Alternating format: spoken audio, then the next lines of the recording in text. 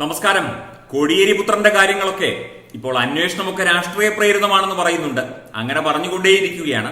കോടിയേരി രാജിവെക്കേണ്ട കാര്യമില്ല എന്നാണ് പഴയ RSS പ്രവർത്തകനായ നമ്മുടെ SRP എസ് രാമചന്ദ്രൻ പിള്ള പറയുന്നത്. അതിപ്പോൾ അങ്ങനെയല്ലേ പറയാൻ പറ്റൂ. 15 കൊല്ലമായി മയക്കുമരുന്നിടപാടും മറ്റിടപാടുകളും ഈ കോടിയേരി ബാലകൃഷ്ണന്റെ ഇളയ മകന് ഉണ്ടെന്ന് പറയപ്പെടുന്നു.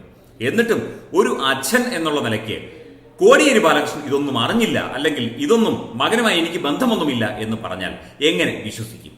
ഇന്ന് രാവിലെ പ്രാതൽ കഴിപ്പ് കാപ്പിക്കുടിയൊക്കെ എൻഫോഴ്സ്മെന്റ് ഡയറക്ടറേറ്റിന് കോടിയേരിയുടെ വീട്ടിലായിരുന്നു.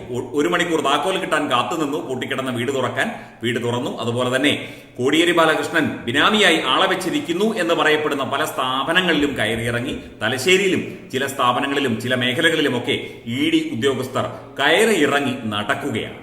എന്തായാലും എന്തൊക്കെയോ രേഖകളും കാര്യങ്ങളും ഒക്കെ കിട്ടിയെന്നാണ് അറിയാൻ കഴിയുന്നത്. അതിന്റെ കൂടുതൽ വിശദാംശങ്ങൾ വരും മണിക്കൂറുകളിൽ നമുക്ക് അറിയാൻ സാധിക്കും. എന്തായാലും രാവിലെ മുതൽ തന്നെ, സൂര്യൻ ഉദിച്ച സമയം മുതൽ തന്നെ റെയ്ഡോട് റെയ്ഡ്.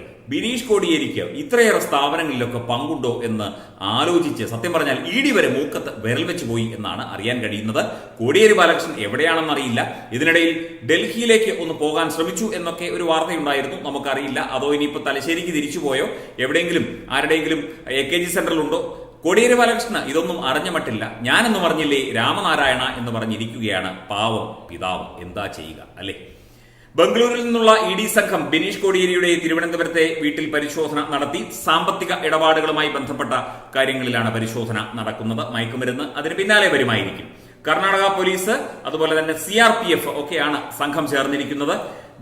ബിനീഷ് അറസ്റ്റിലാവുന്നതിന് തൊട്ട് മുൻപ് വരെ മരുതൻകുഴിയിലുള്ള കോടിയേരി എന്ന വീട്ടിലായിരുന്നു CPM സംസ്ഥാന സെക്രട്ടറിയും നമ്മുടെ കോടിയേരി സഖാവും സഹധർമ്മിണിയും താമസിച്ചിരുന്നത്. അറസ്റ്റ് ഉണ്ടാകും എന്ന അഭ്യൂഹങ്ങൾക്ക് പിന്നാലെ കോടിയേരി AKG സെന്ററിന് മുന്നിലുള്ള പാർട്ടി അനുവദിച്ച പ്രത്യേക ഫ്ളാറ്റിലേക്ക് താമസം മാറിയതായി അറിയാൻ കഴിയുന്നു.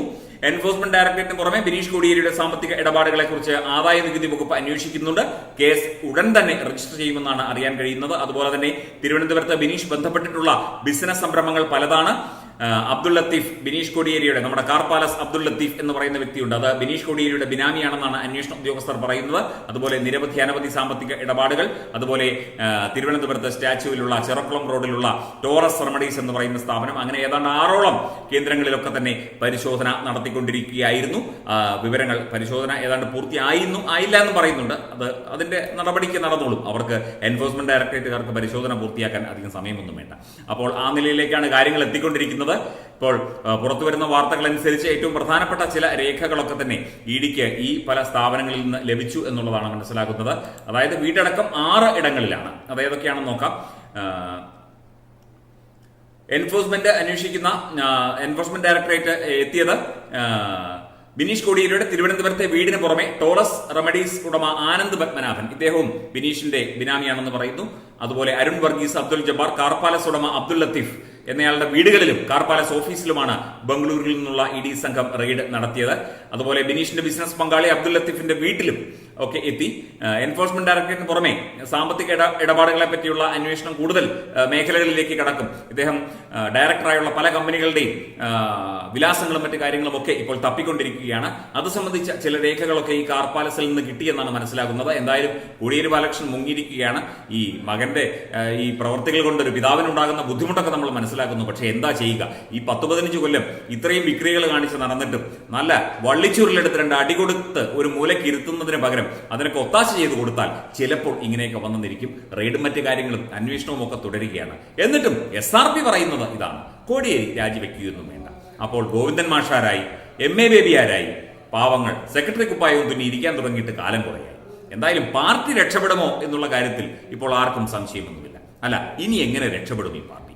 എന്തെങ്കിലും ഒരു മാർഗമുണ്ടോ? ഉള്ള മാർഗം അവർ തന്നെ അടച്ചുകൊണ്ടിരിക്കുകയാണ്. സെക്രട്ടറിയുടെ പുത്രൻ പങ്കാളി, എല്ലാവരും പങ്കാളികൾ, പാർട്ടി പ്രവർത്തകർ പങ്കാളി, ഇവിടുത്തെ ന്യായീകരണവാദികളൊക്കെ തന്നെ പങ്കാളികളായി മാറിക്കൊണ്ടിരിക്കുന്ന അവസ്ഥയിലാണ് കാര്യങ്ങൾ. റെയ്ഡും അന്വേഷണവും ഇനിയും ഉണ്ടാകുമെന്നാണ് അറിയാൻ കഴിയുന്നത്. അല്ല, അവർക്ക് അന്വേഷിക്കാതിരിക്കാൻ പറ്റില്ലല്ലോ. രാഷ്ട്രീയ പ്രേരിതമാണെങ്കിലും അന്വേഷിക്കാതിരിക്കാൻ പറ്റില്ലല്ലോ. വെബ് ഡെസ്ക് തത്വമൈ ന്യൂസ്.